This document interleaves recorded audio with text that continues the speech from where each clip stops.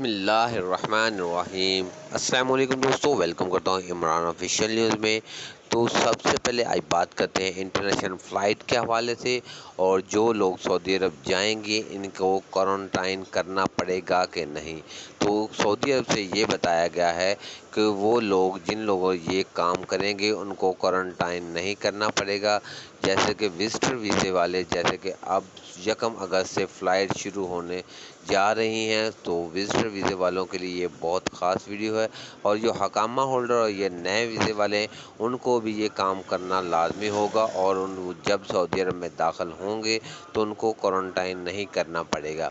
तो मेरे भाई, वीडियो की जानब जाने से पहले आप लोगों से एक छोटी सी दरख्वास्त की जाती है कि इस वीडियो को लाइक और वीडियो को शेयर कर दिया करें, और चैनल को सब्सक्राइब भी कर दें ताकि इस तरह की तमाम छोटी बड़ी वीडियो आप तक पहुंचती रहे। तो मेरे भाई, सऊदी ने ये शराइत रखी है कि जो लोग सऊदी अरब आ रहे हैं, जैसा कि अब विजिटर वीज़े वाले, टूरिस्ट वीज़े वाले जाएंगे, तो उनको जो सऊदी से मंजूर शुदा वैक्सीन है वो दोनों डोज लगी हों, और कोरोना का सर्टिफिकेट उनके पास होगा, तो वो सऊदी वाले उनको क्वारंटाइन नहीं करेंगे। वो सऊदी अरब डायरेक्ट दाखिल हो सकेंगे और कहीं भी घूम फिर सकेंगे।